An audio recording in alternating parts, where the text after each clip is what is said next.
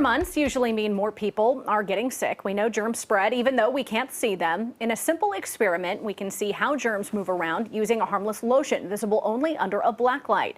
Meteorologist Sabrina explains in this week's Science with Sabrina.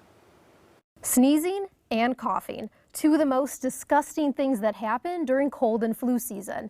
By not covering your mouth or nose, thousands of germs are released around you and onto your hands.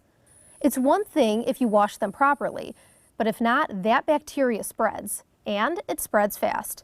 Nearly 80% of illness-related germs come from your hands. Now we're going to simulate how germs spread from person to person in an everyday work environment.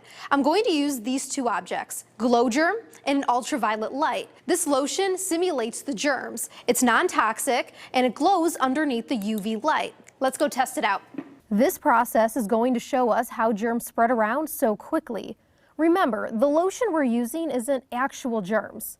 There are a few steps we have to take in order to see the simulated germs.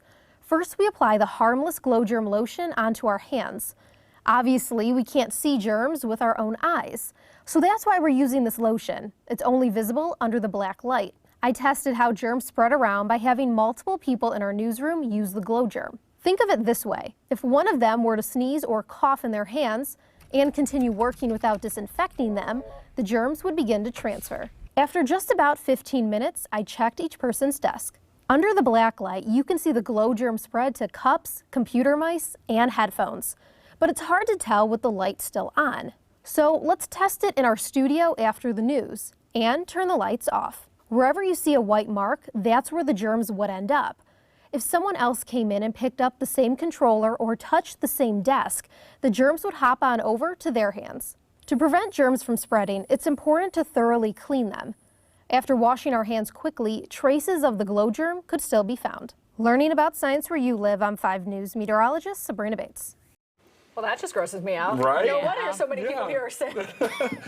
Back in the day, and this goes science way back, infant mortality used to be really, really high, and they tied it to people not washing their hands after they came from a morgue.